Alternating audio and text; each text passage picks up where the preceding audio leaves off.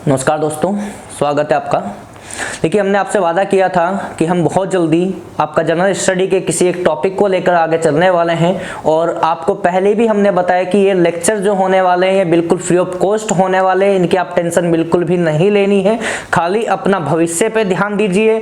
आसपास के माहौल में क्या चल रहा है, लोग आपके बारे में क्या सोचते हैं, क्या कहते हैं, डजंट मैटर। आपके लिए वो चीज़ें महत्व नहीं रखती है। आप भविष्य में कहाँ पर अपने आप को देखते हैं वो चीज़ें मैटर करती हैं।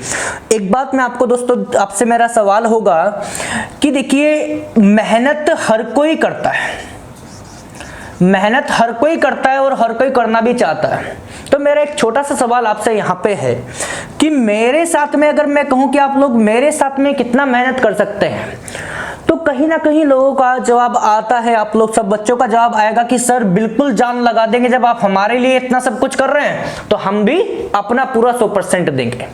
तो यहाँ पे मैं थोड़ा सा इस पे क्वेश्चन मार्क लगाता हूं और आपसे एक बात कहता हूं, अगर मेरे 100% मेहनत करने के बावजूद भी आपको पूरा 100% मेहनत करने की जरूरत पड़ जाए तो फिर लानत है मुझे यहाँ पे खड़ा होने पे। सीधी सी बात है।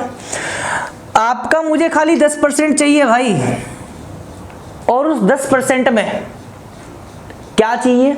कुछ नियम हैं, उनको फॉलो करना होगा। उसके बाद ये सारी चीजें जितनी हम पढ़ने वाले हैं वो दिमाग में कैसे सेट होती है वो आपको अगले 40 मिनट में पता चल जाएगा।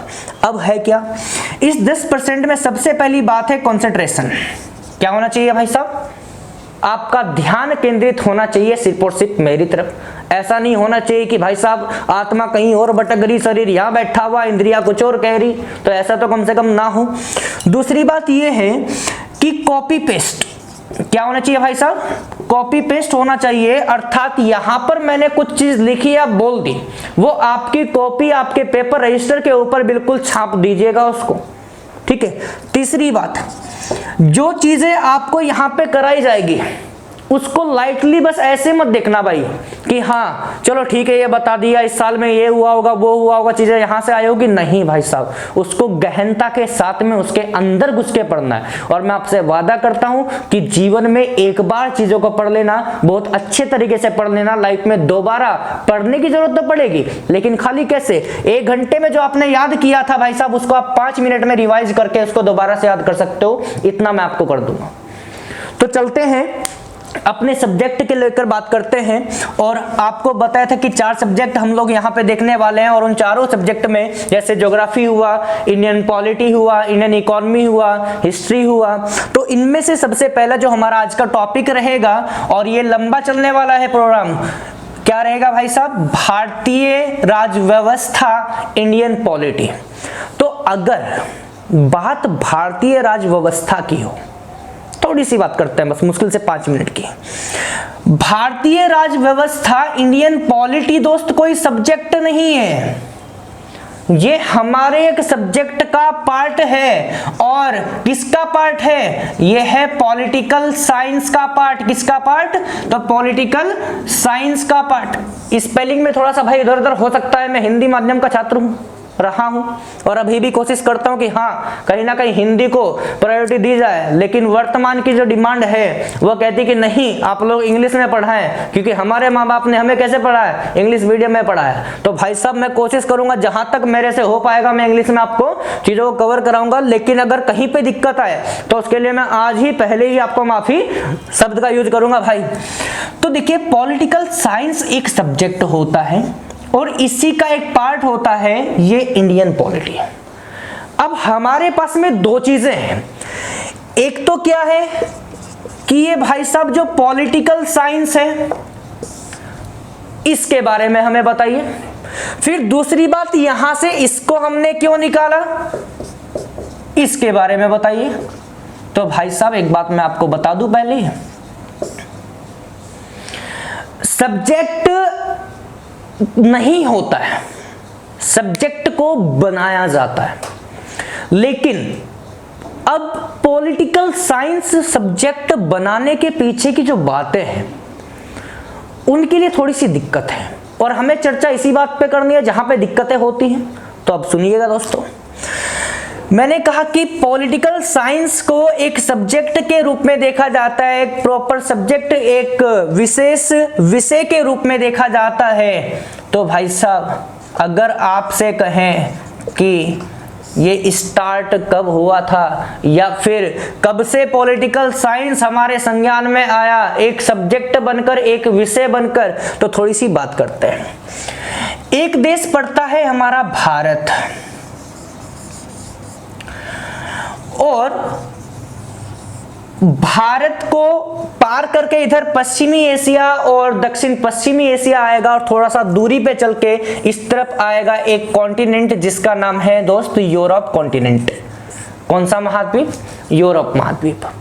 तो बात ये है ना कि भारत में स्कॉलर्स की कमी नहीं है दोस्तों, भारत में विद्वानों की कमी नहीं है, और भारत में एक विद्वान आपको ऐसे देखने को मिलेंगे जिनका नाम है चाणक्य, जिनका नाम है विष्णुगुप्त, जिनका नाम है कौटिल्य। ये तीनों नाम इन्हीं भाई साहब के रहे हैं। जिस समय हम प्राचीन भारत का इतिहास, एंशिएंट हिस्ट्री की बात करेंगे, और वहां पे जो बुद्धिज्म और जैनिज्म में हम 16 महाजनपदाज की बात करने वाले हैं, तो उन 16 महाजनपदाज में हम एक महाजनपद पढ़ेंगे जिसका नाम होगा मगध, और मगध के अंदर लगभग मुख्य रूप से 4 यहाँ पे वंश उभर के सामने आएंगे। बाकी आएंगे तो बहुत सारे, लेकिन इसमें 4 बहुत ज्यादा इंपॉर्टेंट है। और उन चार में से एक वंश की स्थापना करता है चाणक्य का एक शिष्य, एक डिसाइपल, और जिनका नाम है चंद्रगुप्त मौर्य। क्या नाम है? चंद्रगुप्त मौर्य। तो यहाँ पे चंद्रगुप्त मौर्य जब मौर्य साम्राज्य की स्थापना करता है तो वो इन्हीं का शिष्य रहा है, और कहा जाता है कि चाणक्य भारत में पॉलिटिकल साइंस या फिर राज व्यवस्था के जनक हैं। लेकिन ये बात विश्व स्तर पर क्यों नहीं पहुंच पाई, और ऐसा क्या हुआ कि इनको भारत में पॉलिटिकल साइंस का एक क्या मान लिया? आधार मान लिया या फिर जनक मान लिया? तो दोस्तों इनकी एक किताब थी, और इनकी एक किताब का नाम है इकोनॉमिक्स या फिर अर्थशास्त्र। तो आप कहेंगे कि चाणक्य ने अर्थशास्त्र या फिर इकोनॉमिक्स की रचना की, इसको कंपोज किया है, तो भाई साहब इनको तो अर्थशास्त्री होना चाहिए ना, इकोनॉमिस्ट होना चाहिए। लेकिन यहाँ पे पॉलिटिशियन हो गए, सॉरी पॉलिटिशियन तो दूसरी बात हो जाएगी, पॉलिटी के क्षेत्र में अपना योगदान देने वाले हो गए। अब बात यह है कि यहाँ पर इस इकोनॉमिक्स की जो इन्होंने रचना किया था ना दोस्त, वो किस लिए किया था आपको थोड़ा सा बताते हैं। अगर आपको राज्य की व्यवस्था करनी है, आपको किसी स्टेट को सिस्टमेटिक वे में लेके चलना है, तो कहीं ना कहीं आपके पास में आर्थिक गणनाएं होनी चाहिए। आपने सब सिस्टम को कैलकुलेट किया होगा कि हमारा कितना इनकम हो रहा है, हमारा एक्सपेंसेस क्या क्या है, हमारा रेवेन्यू क्या क्या है, हमें किस प्रकार से समाज में लोन के रूप में पैसा देना है या नहीं देना, या फिर उसको वापस कैसे लेना है। जब महंगाई बढ़ रही हो तो कैसे भाई साहब वहां से लोन को कम या ज्यादा किया जाता है। जब वहां पे आपका जो डिफ्लेशन आता है, जब वहां पे मंदी आती है, तो वहां पे किस प्रकार से हमें लोन को घटाया बढ़ाया जाता है, उसके ऊपर बात करते हैं। तो सारी की सारी चीजें कहीं ना कहीं राज्य की व्यवस्था करने के लिए चाणक्य जी ने क्या किया था, यहाँ पे अर्थशास्त्र की रचना की थी। लेकिन भारतीय हैं इसलिए विश्व स्तर पर अपनी पहचान नहीं बना पाए। और भाई साहब इतना बड़ा चमत्कार करने के बाद में भी बस इतना ही कहा जाता है कि हाँ, अर्थशास्त्र की रचना करने वाले कौन? तो चाणक्य। लेकिन बात चल रही है किसकी? पॉलिटिकल साइंस की या इंडियन पॉलिटी की। तो किस प्रकार से ये पॉलिटिकल साइंस एक सब्जेक्ट बन के उभरा है दोस्तों, तो थोड़ा सा इसका इतिहास पढ़ लेते हैं। आपको बता देते हैं कि पॉलिटी जब भी हम पढ़ते हैं ना, तो लोग बाग क्या करते हैं कि 1773 के जो रेगुलेटिंग एक्ट आता है वहां से पढ़ना शुरू कर देते हैं, या फिर इससे पहले 1600 में जब ईस्ट इंडिया कंपनी भारत में आई थी तो यहां से इस पूरे इतिहास को उठा लेते और पढ़ाना शुरू कर देते हैं। लेकिन हमारा मतलब यहां से वो नहीं रहेगा कि बस सिलेबस पूरा कीजिए, नहीं, सिलेबस को पहले बनाना भी तो है भाई। और यहां से मैं आपको कहता हूं कि एक क्वेश्चन आपको जरूर मिलेगा, आपको पता चल जाएगा। मैंने भी बात किया था कि ऊपर की तरफ, भारत से बहुत ज्यादा ऊपर की तरफ वेस्ट में जाके कॉन्टिनेंट पड़ता है, एशिया कॉन्टिनेंट के जस्ट वेस्ट में, जिसका नाम है यूरोप कॉन्टिनेंट, यूरोप महाद्वीप। यूरोप महाद्वीप के नीचे की तरफ यहाँ पे एक देश होता था जिसका नाम है ग्रीक, जिसका नाम है यूनान, और वर्तमान में इसको हम ग्रीस नाम से जानते हैं। लेकिन पहले एरिया बहुत बड़ा था, लेकिन अभी विखंडन हो चुका है, लगातार इसका डिवीजन हुआ है। तो भाई साहब ये हो गया छोटा। इस ग्रीक का एक कैपिटल हुआ है दोस्त, जिसका नाम है एथेंस।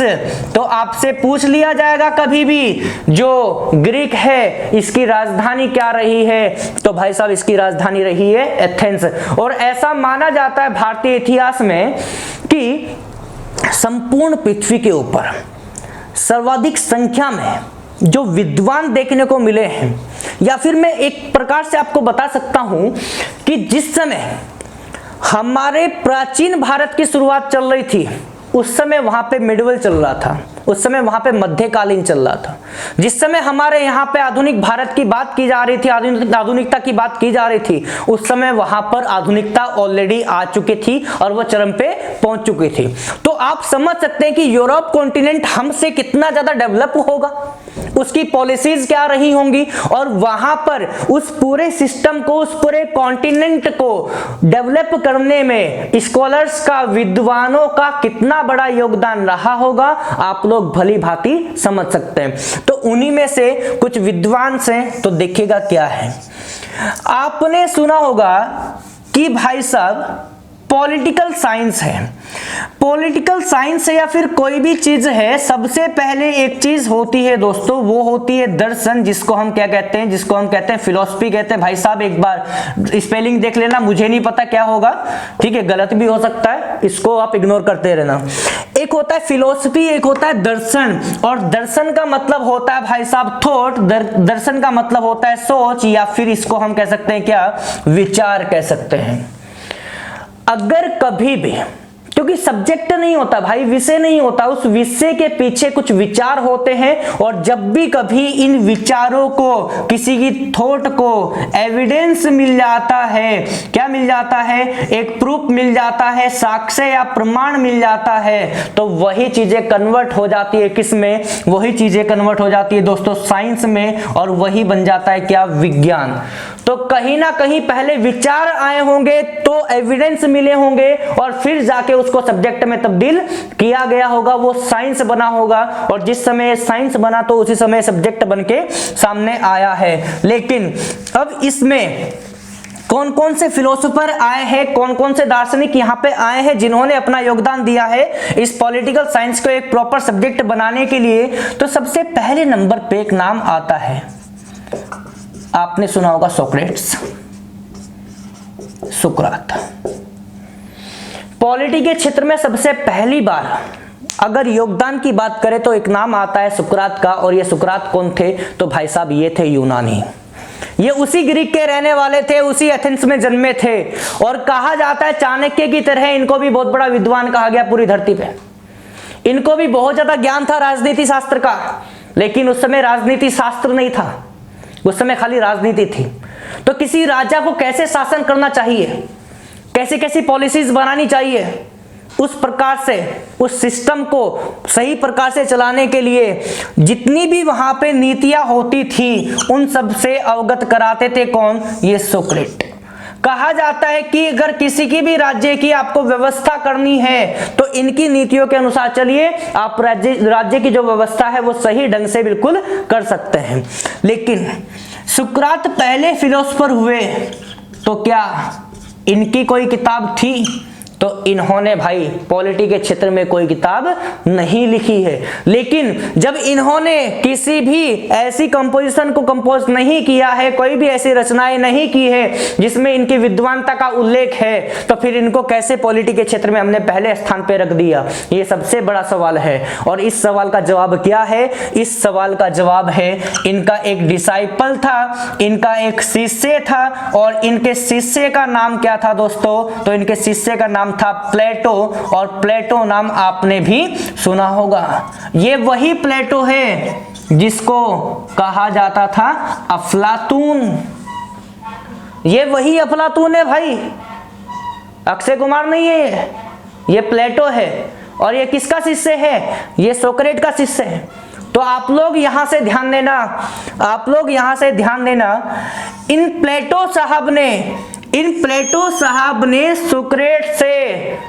सुकरात से ज्ञान प्राप्ति किया। इनके पास में रहा करता था, चीजों को समझा कि किस प्रकार से इन्होंने पूरे के पूरे पॉलिटी के क्षेत्र में ज्ञान बटोरा हुआ है। राज्य की व्यवस्था करने में बहुत सारे नियम कानून इनके पास में थे। अगर लोग इनकी सहायता से चलते तो बहुत ऊपर चले जाते। और यही कारण है कि उस समय ग्रीक, अलेक्जेंडर की बात कर लो ना, सिकंदर अभी आने वाला है, चिंता मत करो। सिकंदर विश्व विजेता का सपना लेकर चला था ना कि नहीं, कि मुझे तो वर्ल्ड विनर बनना है। तो कहां से था? ग्रीक से था, एथेंस से था।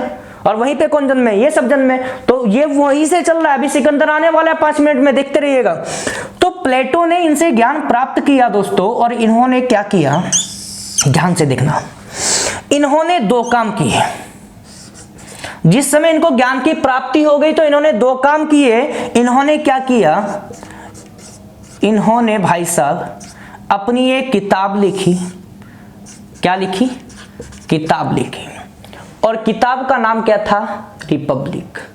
कहा जाता है कि पॉलिटी के क्षेत्र में, पॉलिटिकल साइंस के क्षेत्र में सबसे पहली जो किताब लिखी गई थी वो सोक्रेट के डिसाइपल प्लेटो द्वारा लिखाई गई थी। और वो कौन सी थी भाई साहब? उस बुक का नाम था रिपब्लिक। और जब इनको पूर्णतः ज्ञान की प्राप्ति हो गई तो इन्होंने एथेंस में एक एकेडमी खोली। इन्होंने एथेंस में एक एकेडमी खोली और उस एकेडमी का इन्होंने नाम क्या रखा? द एकेडमी रखा। तो कहीं ना कहीं जब हमें ज्ञान प्राप्त हो जाता है तो हम उस ज्ञान को बांटने के लिए एक संस्थान खोलते हैं। तो उसी प्रकार से प्लेटो ने यहां से इनसे क्या किया? ज्ञान प्राप्ति किया और वहां से अपना एक संस्थान खोल दिया। किसके नाम से? तो द एकेडमी के नाम से इन्होंने अपना एक संस्थान खोल दिया भाई साहब, एथेंस में। तो यही वो एकेडमी है जहां से पढ़ के निकले हैं, जिनका नाम है अरिस्टोटल, जिनका नाम है अरस्तु। ये वही विद्वान हैं जो इनके शिष्य रहे हैं। और इनके पिताजी या फिर इनके गुरु कहिए कौन? यहाँ पे सोक्रेट। पिताजी गलत बोल दिया है नहीं, मैंने ज्ञान के उसमें बोल दिया पिताजी। इनको कभी सोचेगी, गौरव सर ने बताया था कि इनके पिताजी वो थे। नहीं भाई, पिताजी कोई और थे। समझ रहे हैं? कोई सेटिंग वेटिंग वाला मामला भी नहीं था वहां पे उस समय ना। तो देखिएगा, तो अरस्तु जी क्या हुआ? अरस्तु उसी एकेडमी में पढ़ के निकले और यहां से इन्होंने क्या किया? जब ज्ञान की प्राप्ति हो गई तो ज्ञान की प्राप्ति हो जाने के पश्चात विश्व भ्रमण पे निकले। इजिप्ट गए, यूरोप के बहुत सारे देशों में गए और वहां पर देखने के पश्चात, घूमने के पश्चात इन्होंने क्या किया? एक किताब लिखी। और उस किताब का नाम क्या था भाई साहब? पॉलिटिक्स।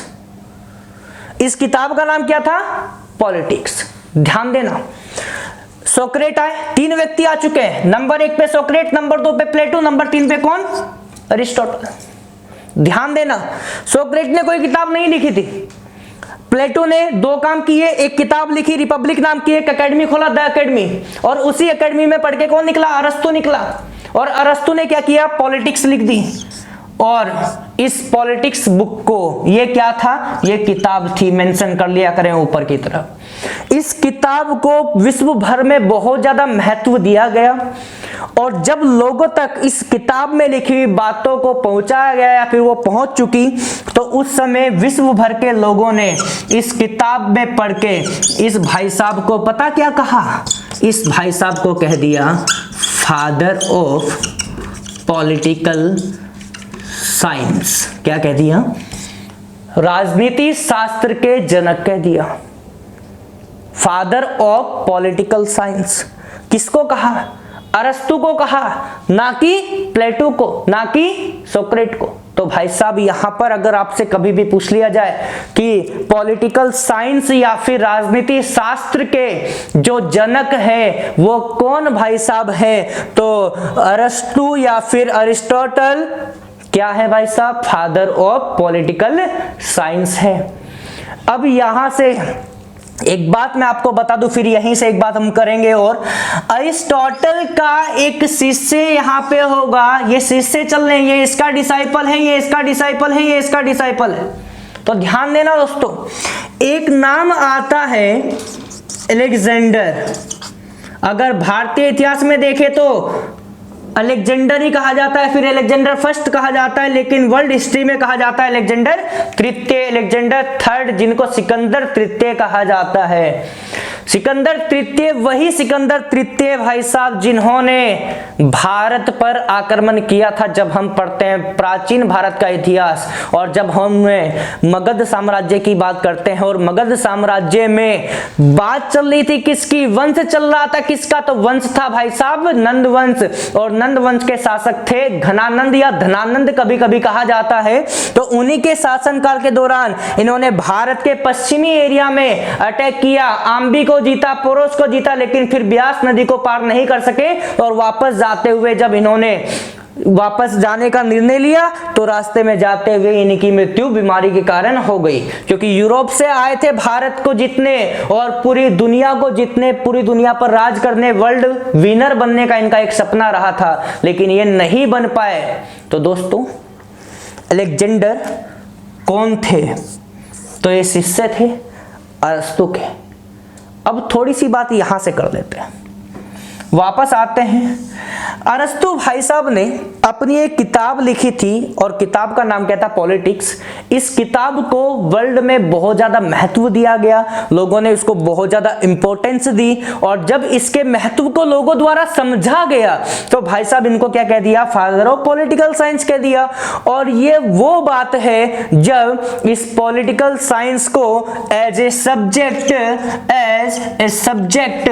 हमने विश्व भर में देखा।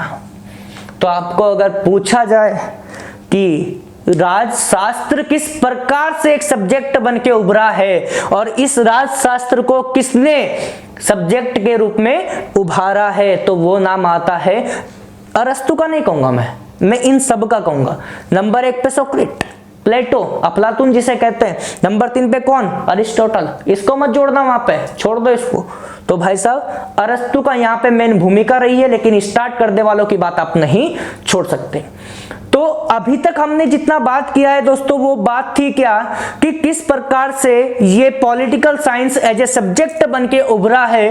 लेकिन अभी हमें बात करनी है क्या, क्योंकि मैंने आपको बताया था कि दो चीजें होती है दोस्तों, एक होता है पॉलिटिकल साइंस, क्या होता है, एक होता है पॉलिटिकल साइंस और एक होता है पॉलिटी। तो कहीं ना कहीं हमें जो चर्चा करनी है, हमें चर्चा करनी है राज्य की व्यवस्था की, राज व्यवस्था की, पॉलिटिकल साइंस की।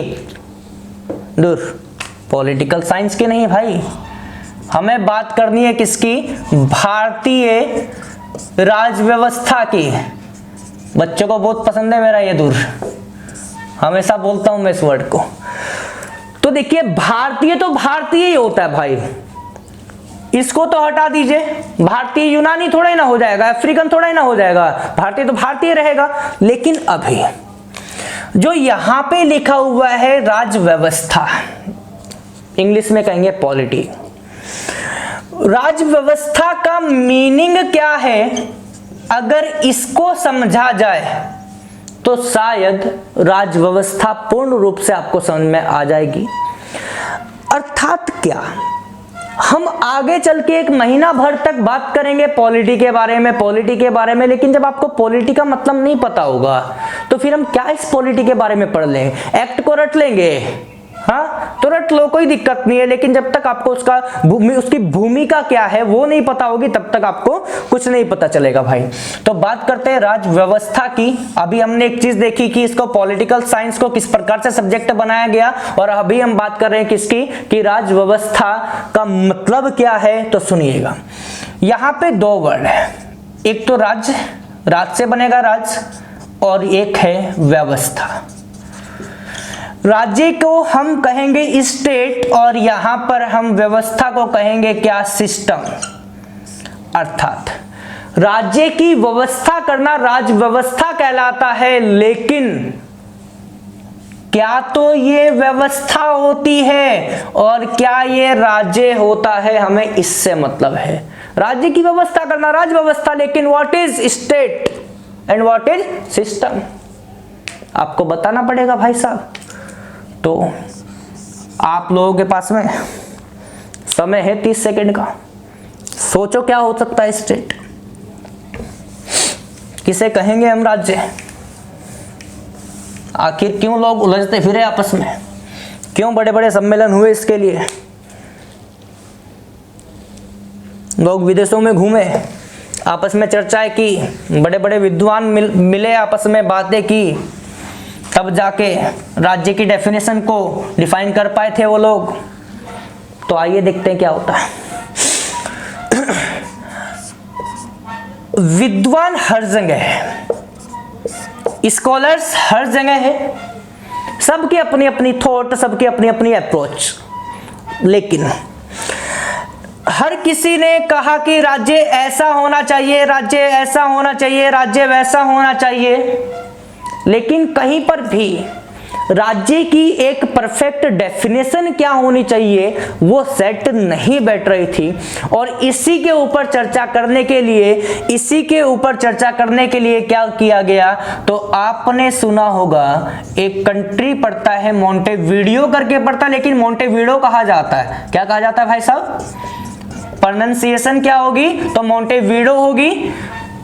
तो दोस्त ये मोंटेवीडियो जो है ना, ये Montevideo is the capital city of Uruguay. तो भाई साहब आपने एक कंट्री का नाम सुना होगा, जिसका नाम है उरुग्वे, और इसी उरुग्वे की जो कैपिटल है वो मोंटेवीडियो है। और याद रहे हम भारतीय राज व्यवस्था पढ़ रहे हैं। कुछ लोग खोज रहे होंगे कि रेगुलेटिंग एक्ट कहाँ रह गया, ईस्ट इंडिया कंपनी कहाँ रह गई, क्यों नहीं आई भारत में अब तक? तो आएगी 2 दिन बाद, उससे पहले हमें बहुत काम करना है, क्योंकि इन चीजों से परिचित अगर आप नहीं होंगे तो फिर पढ़ाई लिखाई छोड़ दो, बेकार है, फिर सब नंबर नहीं पड़ता, भीड़ का एक हिस्सा बन के रह जाओगे। तो भाई क्या हुआ, अमेरिका के राष्ट्रपति, वहां के राष्ट्रपति सब लोग आपस में मिले और उन्होंने कहा कि ठीक है चलो भाई उरुग्वे चलते हैं। और उरुग्वे कहाँ पड़ता है? तो ब्राजील और अर्जेंटीना के बिल्कुल बीचों बीच पड़ता है, साउथ अमेरिका कॉन्टिनेंट में। तो उसी का कैपिटल है मोंटेवीडियो। तो क्या हुआ, 26 दिसंबर 1933 में यहां पर एक कन्वेंशन हुआ, यहां पर एक सभा या सम्मेलन हुई। और यहां पर जो ये सम्मेलन हुआ, इस मोंटेवीडियो, आपसे पूछा जाएगा कि राज्य की परफेक्ट जो परिपूर्ण जो परिभाषा है वो कब दी गई? तो भाई साहब 1933 में दी गई। कहां पर? तो वो नाम आता है मोंटेवीडियो उरुग्वे। एक सेकंड का समय लूंगा दोस्तों आपसे, पानी वानी पी लें भाई, हम भी इंसान ही हैं, ऐसा नहीं।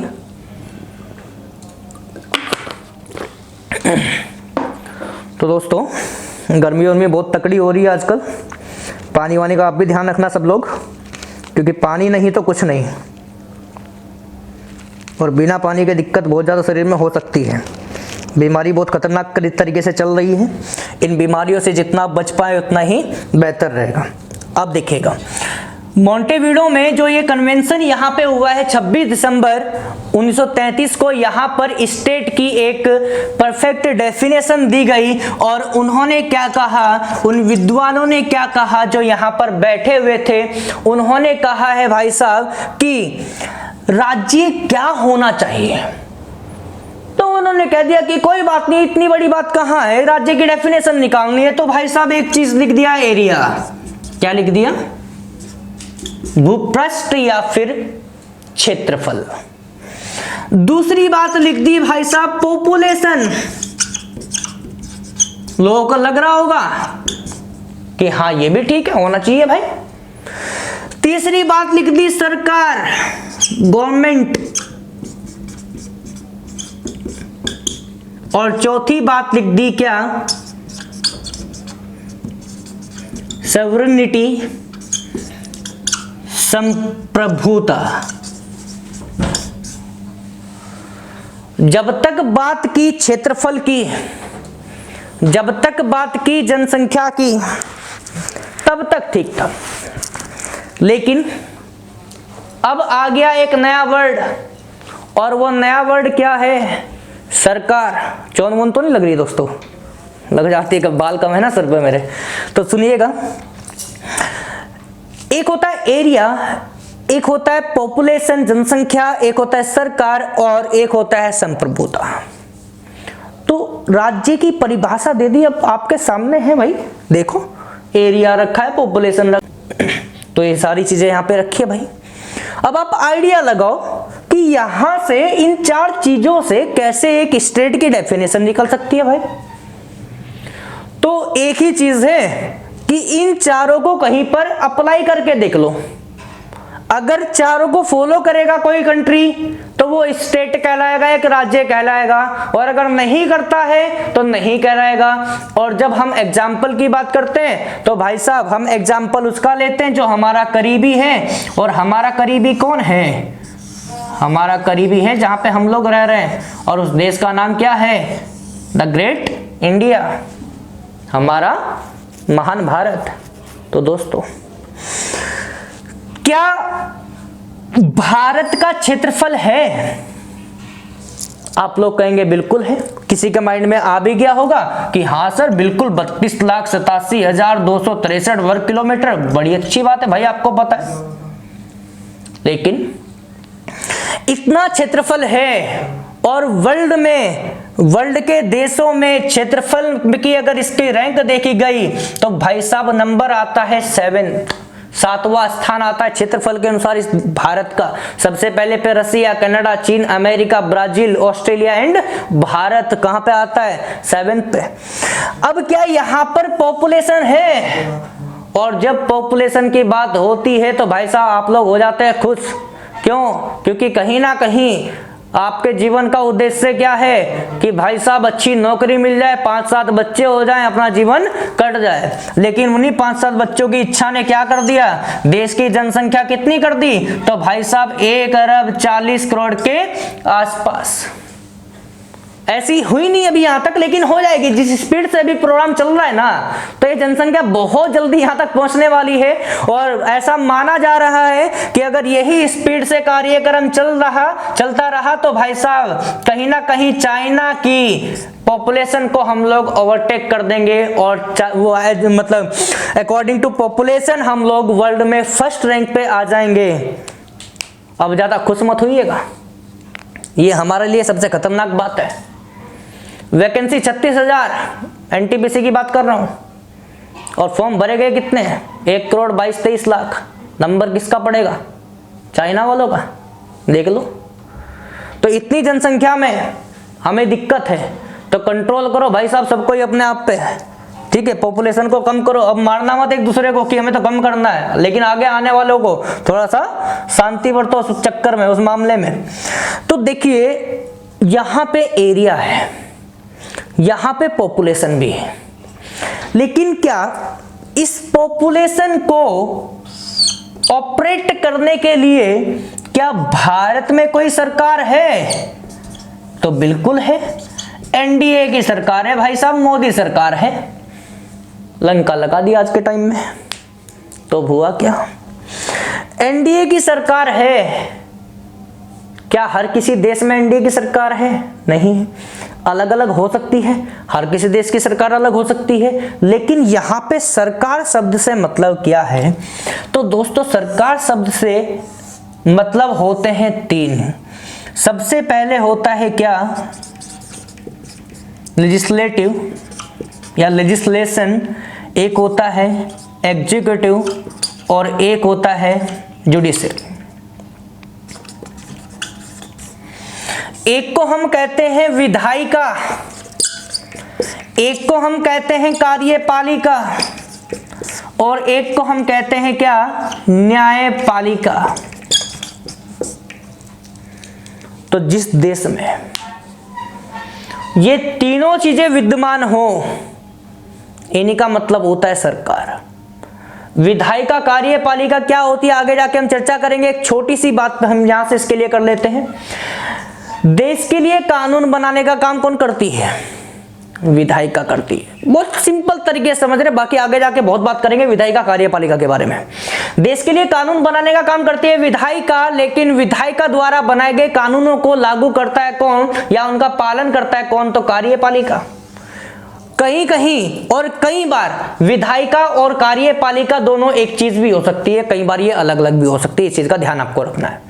न्यायपालिका इन दोनों से अलग है। अगर यहां पर इन कानूनों में कोई दिक्कतें आ जाए या फिर आपको लगे कि ये चीज हमारे फेवर में नहीं है, तो तभी तो आप लोग क्या करते हैं, आप लोग सुप्रीम कोर्ट पहुंच जाते हैं, आप मुकदमा दर्ज कर देते हैं, दिक्कतें खड़ी हो जाती हैं। तो कहीं ना कहीं उस कानून को बचाने के लिए या फिर सही तरीके से उसको इम्प्लीमेंट करने के लिए यहाँ पे कौन है, तो यहाँ पे भाई साहब न्यायपालिका भी बैठी है। तो क्या वर्तमान में भारत देश में सरकार कोई भी बिल को संसद में, पार्लियामेंट में पास करा के उसको एक्ट बना सकती है, अधिनियम बना सकती है, और जब अधिनियम बन गया अर्थात वो चीज लागू हो गया, और लागू करने का काम किसका है, तो भाई साहब सेंटर में बैठा है यहाँ पे कैबिनेट मंत्री, उन्होंने कानून बना दिया, उसके नीचे जो स्टेट मिनिस्टर्स होंगे या फ्री चार्ज स्टेट मिनिस्टर्स होंगे या फिर लोकल गवर्नमेंट की आप बात कर लो, तो वो क्या करेंगे, वो इनके द्वारा बनाए गए कानूनों को लागू करेंगे। तो कहीं ना कहीं कार्यपालिका का काम उन्होंने कर दिया। लेकिन अभी अगर किसी को इसमें दिक्कत आ जाए तो आप सुप्रीम कोर्ट में जाके इसके ऊपर सवाल उठा सकते हैं। और इसी बात का मतलब क्या है, सरकार, तो क्या वर्तमान में ये चीज भारत में देखने को मिलती है, तो बिल्कुल मिलती है। अब बात यह है दोस्तों कि एरिया हुआ, पॉपुलेशन हुई और गवर्नमेंट हुई, लेकिन यहां पे संप्रभुता, सॉवरेनिटी की जो बात करते हैं वो क्या है, तो बिल्कुल सिंपल शब्दों में मैं आपको बता दूं, संप्रभु का क्या मतलब है। सिंपल शब्दों में अगर मैं कहूं, किसी भी सरकार को, सरकार ही कहूंगा क्योंकि देश को चलाने वाले कौन है, सरकार है, किसी भी सरकार को जब आंतरिक और बाह्य निर्णय लेने की पूर्ण स्वतंत्रता हो और पूर्ण अधिकार हो, तो उसी सरकार, जिस देश में वो सरकार रह रही है, उस देश को हम संप्रभु राष्ट्र कहते हैं। अर्थात क्या, आज अगर भारत को पाकिस्तान के ऊपर अटैक करना पड़ जाए तो भाई साहब उसको पूछना नहीं पड़ेगा कि इससे अमेरिका यूं नहीं कहेगा, हरी झंडी दिखाएगा उसे कि हाँ भाई तो अटैक कर दे, नहीं, सर्जिकल स्ट्राइक हुई या नहीं हुई वो बात अलग है, लेकिन कहीं ना कहीं हो चुकी, किससे पूछा, नहीं, रातों रात काम तमाम कर दिया। तो भाई साहब इसके बारे में किसने पूछा। लेकिन पाकिस्तान क्या है, आउट ऑफ इंडिया की बात कर रहे हैं हम भाई साहब, भारत के बाहर की बात कर रहे हैं, तो भारत के बाहर का फैसला किसने लिया, लोग, आपकी सरकार ने लिया। और भारत के अंदर चाहे वो 370 हो, चाहे वो आपका कुछ भी चीज हो, देश के अंदर अगर कुछ भी चीज जो चल रही है, यहां पर कोई भी फैसला लिया जा रहा है तो उसके ऊपर किसी दूसरे बाह्य देश का दबाव नहीं है। तो कहीं ना कहीं इसकी एक डेफिनेशन और हो सकती है कि आंतरिक रूप से सर्वशक्तिशाली, इंटरनली ओमनिपोटेंट एंड, और बाह्य रूप से स्वतंत्र एंड एक्सटर्नली इंडिपेंडेंट। तो कहीं ना कहीं आंतरिक रूप से सर्वशक्तिशाली है, कोई भी देश आक्रमण करे तो अभी जवाब देने में बिल्कुल तुल जाएगा, कोई दिक्कत नहीं होगी। लेकिन क्या अभी भारत किसी का डोमिनियन स्टेट है, तो बिल्कुल नहीं है। तो क्या भारत स्वतंत्र है, तो बिल्कुल स्वतंत्र है। तो दो चीजें यहां पे देखी जा सकती है, या तो आंतरिक और बाह्य निर्णय लेने की स्वतंत्रता, या फिर आंतरिक रूप से सर्वशक्तिशाली और बाह्य रूप से पूर्ण रूप से स्वतंत्र। तो यहाँ पे कुछ भी अपने शब्दों में आप यहाँ पे डेफिनेशन मान सकते हैं किसकी, संप्रभुता की। लेकिन क्या यहाँ पर भारत में संप्रभुता है, तो भाई साहब बिल्कुल है। तो क्या ये चारों चीजें भारत में अप्लाई होगी। तो अब मेरा आपसे एक सवाल है, क्या 1947 से पहले भारत एक संप्रभु राष्ट्र था या नहीं था? भारत एक संप्रभु राष्ट्र था या नहीं था? तो देख लेते हैं। 1947 से पहले भारत के अंदर क्षेत्रफल था, बिल्कुल था। जनसंख्या थी, बिल्कुल थी। सरकार बहुत रही है, लेकिन सबसे लास्ट वाले की बात कर ले, पहले ईस्ट इंडिया कंपनी, उसके बाद में ब्रिटिश क्राउन का शासन आ गया था 1858 में। तो जिस समय यहाँ पे ब्रिटिश क्राउन का शासन आएगा तो ब्रिटिश क्राउन भारत के बहुत सारे क्षेत्रों पर क्या करेगी, शासन करना शुरू कर देगी। और शासन करना मतलब क्या है, सत्ताधारी पक्ष, और वो कौन है, सरकार है। तो भाई साहब सरकार थी भारत में। तो क्या उस समय भारत के अंदर जितने भी फैसले ले रही थी, क्या वो भारतीय सरकार थी? नहीं, सरकार तो थी लेकिन वो भारतीय नहीं थी। और भारत की क्षेत्रफल, भारत की जनसंख्या को ऑपरेट करने के लिए भारतीय ही नेता चाहिए, भारतीय ही सरकार चाहिए, तब यहाँ पे सरकार मानी जाएगी। तो यहाँ पे जो भी फैसला लेंगे वो ब्रिटिश लेंगे ना, तो ब्रिटिशर्स जितने भी थे वो अपने लिए फैसला ले रहे थे। तो क्या वहां पे भारत के लिए हम कह सकते कि भाई साहब ये स्वतंत्र था? क्या इसको निर्णय लेने की स्वतंत्रता थी? नहीं थी। तो क्या भारत 1947 से पहले संप्रभु राष्ट्र हुआ करता था? तो भाई साहब नहीं हुआ करता था। ये चीज कब मिली? जब भारतीय संविधान लागू हुआ। एक टर्म आ गई अभी, संविधान। तो देखिए क्या है, अभी हमने देखा कि राज्य की व्यवस्था, अर्थात राज्य क्या है और व्यवस्था कैसे होती है, इसके ऊपर चर्चा करने वाले थे। राज्य की डेफिनेशन कहां से आई? तो सुनिएगा, मॉन्टेविडियो से आई थी। कब आई थी? 1933 में आई थी। ठीक है भाई, कितनी चीजें रखी गई राज्य की परिभाषा में? तो 4 चीजें, क्षेत्र, जनसंख्या, सरकार और संप्रभुता। लेकिन अभी हम बात करने वाले हैं व्यवस्था पर। 2 मिनट की बात है, ज्यादा नहीं। व्यवस्था का मतलब होता है फंडा। तुमने देखा भाई राज्य की परिभाषा किस प्रकार से मॉन्टेविडियो सम्मेलन में निकली थी। अब उसके बाद हम देखते हैं कि राज्य की जो व्यवस्था है वो किस प्रकार से होती है। देखिए एक एग्जांपल यहाँ पे लेते हैं। हम सब लोगों की एक फैमिली होती है जो एक घर में रहती है, और इस एक घर का एक हेड होता है, एक मुखिया होता है, पिता या माता या दादा या दादी। अब क्या होता है, दादा ने या इस हेड ने एक नियम बना दिया कि रात को 9 बजे के बाद में घर में एंट्री नहीं होगी। तो ये फाइनल रूल बन गया। जो भी इस रूल को तोड़ेगा उसे सजा मिलेगी, डांट मिलेगी, कुछ भी मिलेगा। लेकिन यहाँ पे 9 बजे के बाद में नो एंट्री है, ये नियम बना दिया। जब परिवार के एक मुखिया ने ये नियम बना दिया तो चाहे इसका बेटा हो, पोता हो, पोती हो, भाई हो, बहन हो, कोई भी हो, सबके लिए लागू हो गया। और इस नियम को जो यहाँ पे बनाया गया, इसको ये सब परिवार वाले मानेंगे? नहीं मानेंगे तो दिक्कत हो जाएगी। इसका मतलब परिवार का हिस्सा नहीं है, उसे बड़े पे विश्वास नहीं है, मुखिया पे विश्वास नहीं है। तो कहीं ना कहीं इस हेड के द्वारा बनाया गया जो ये रूल था, ये एक मौलिक नियम हो गया, ये एक फंडामेंटल रूल हो गया जिसको मानना सबके लिए अनिवार्य होता है। और इसीलिए इसी की तर्ज पे हम देख सकते हैं कि जो हमारा राज्य है, इस राज्य को चलाने के लिए यहाँ की शासन व्यवस्था को चलाने के लिए पूरा सिस्टमेटिक रूप में, व्यवस्थित रूप में, तो क्या जरूरत पड़ती है दोस्तों? कुछ नियमों की जरूरत पड़ती है। और देश को चलाने के लिए जो नियम बनाए जाते हैं, उन नियमों को हम मौलिक नियम कहते हैं, उन्हें हम फंडामेंटल रूल कहते हैं। अब जो ये फंडामेंटल रूल है, यही हमारे मौलिक नियम है, और इन्हीं की मदद से राज्य की व्यवस्था हो सकती है, क्योंकि राज्य की व्यवस्था करना ही राज्य व्यवस्था होता है। तो यहाँ पर जो ये मौलिक नियम दिए गए हैं, ये मौलिक नियम ऐसे होंगे जिनको आप वर्तमान में आर्टिकल के रूप में देखते हैं, अनुच्छेदों के रूप में देखते हैं। अब बात अगर खाली इन मौलिक नियमों की हो तो इतनी सी है, अगर कोई लोग इनका उल्लंघन कर दे तो दिक्कत।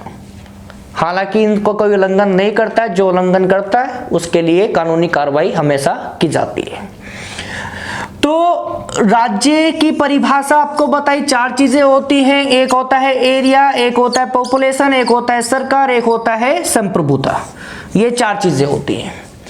अब यहाँ पर राज्य की व्यवस्था करने के लिए हमें क्या चाहिए? मौलिक नियम चाहिए, फंडामेंटल रूल्स चाहिए। अब बात यह है कि ये जो मौलिक नियम होते हैं ना दोस्तों, ध्यान से सुनना मेरी बात को, जो ये मौलिक नियम होते हैं, ध्यान रखना मैं क्या लिख रहा हूं। Set of fundamental rules is called constitution. बस इसी का हमें इंतजार था। गाना सुना होगा, जिसका मुझे था इंतजार। तो भाई साहब वो घड़ी आ गई। हम अब तक संविधान का इंतजार कर रहे थे और संविधान शब्द आपके सामने आ गया। इसमें क्या लिखा गया है? A set of fundamental rules is called constitution. मौलिक नियमों के एक समूह को अगर इन सबको एक साथ मिलाकर किसी एक पर्टिकुलर डॉक्यूमेंट में, दस्तावेज में इनको मेंशन कर दिया जाए तो वही एक हमारी पवित्र पुस्तक क्या कहलाती है? हमारी एक होली बुक क्या कहलाती है? वो कॉन्स्टिट्यूशन कहलाती है, संविधान कहलाती है। तो संविधान का मतलब समझे आप लोग? संविधान का मतलब होता है कि किसी राज्य की व्यवस्था करने के लिए जो मौलिक नियम बनाए जाते हैं, इन मौलिक नियमों का एक समूह होता है, एक ग्रुप होता है, जिसे हम क्या कहते हैं? संविधान कहते हैं। तो अब इसी एक चीज का हम इंतजार कर रहे थे कि संविधान क्या है। हालांकि अभी हमारा वो चीज शुरू नहीं होगा जो हम सोच रहे हैं अपने दिमाग में कि हाँ कल से तो कम से कम रेगुलेटिंग एक्ट से हम शुरुआत कर देंगे। तो रेगुलेटिंग एक्ट को भूल जाइए, बहुत छोटी सी बात है। उससे पहले इतिहास की हम बात कर रहे हैं। ये historical development of political science है, राजनीति शास्त्र का ऐतिहासिक या फिर इतिहास है, ऐतिहासिक विकास कह सकते हैं इसको हम। तो भाई साहब यहाँ पर हमने देखा कि किसी राज्य की व्यवस्था करने के लिए जो मौलिक नियम बनाए जाते हैं उन्हीं के समूह को हम संविधान कहते हैं। तो अभी यहाँ से हमारा जो अगला टॉपिक होगा वो क्या होगा दोस्तों? वो होगा संविधान। हमारा टॉपिक होगा द कॉन्स्टिट्यूशन। और थोड़ी सी बात मैं यहाँ पे कर लूँ।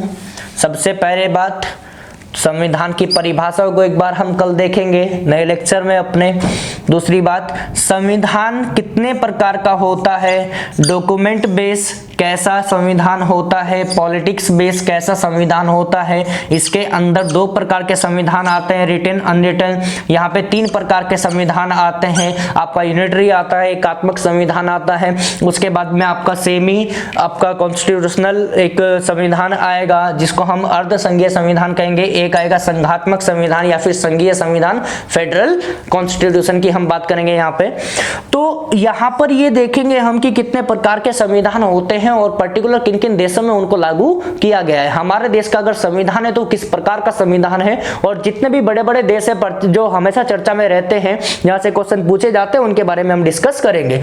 दूसरी बात यह है, यहाँ पे कुछ चर्चाएं हम करेंगे कि दुनिया का सबसे बड़ा संविधान कौन सा है, सबसे छोटा संविधान कौन सा है, सबसे पुराना संविधान कौन सा है, सबसे नया संविधान कौन सा है, शब्दों के आधार पर बड़ा संविधान, शब्दों के आधार पर छोटा संविधान, आर्टिकल बेस बड़ा संविधान, आर्टिकल बेस छोटा संविधान।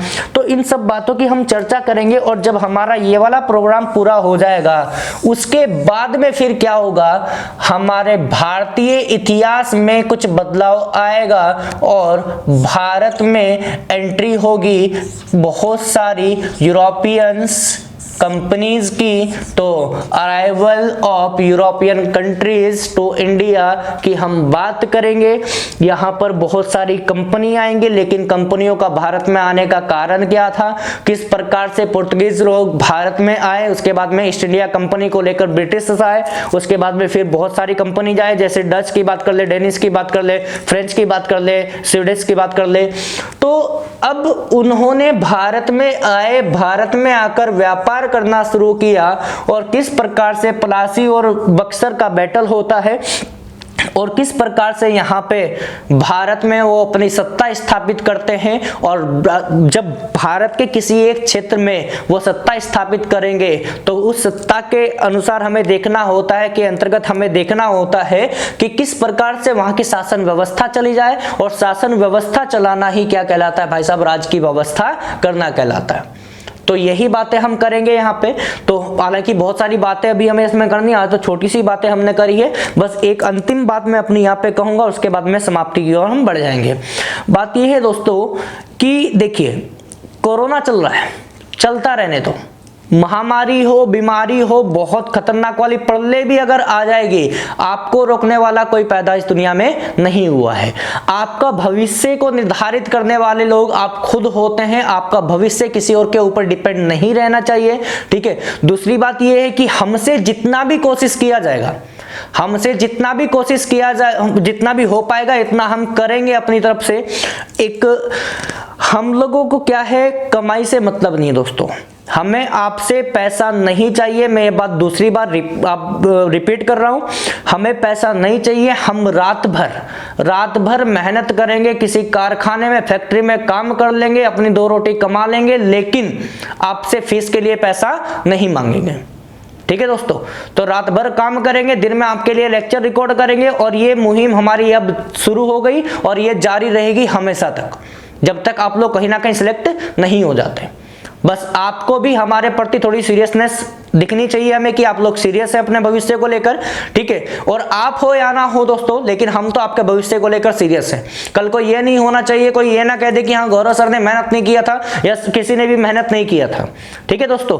तो यहीं से अब बात यह कि जितना भी आपको टाइम मिलता है, 24 घंटे का आप लोग फ्री हैं, सब लोग कॉलेज वगैरह कुछ नहीं चल रहे हैं, सब कुछ बंद हो चुका है, तो कम से कम 24 घंटे में से 16 घंटे ऐसे हों सोने से अलग, जिसको आप अपना पढ़ाई में लगातार दे दो। और यही टाइम होता है दोस्तों जब आप हमें मतलब बहुत ज्यादा ईमानदारी से मेहनत कर सकते हैं, क्योंकि आप किसी के पास में टाइम नहीं है, ठीक है, लेकिन अभी बहुत ज्यादा टाइम है, बिल्कुल फ्री हैं सब लोग। तो जितना भी यूटिलाइज कर सकते हो उस टाइम को करिएगा। और मिलते हैं अगली वीडियो में नए लेक्चर के साथ में। अगली बातें यहां से करेंगे कि संविधान क्या होता है, किस प्रकार से सब चीजें हम यहाँ पे लेंगे। Okay bye.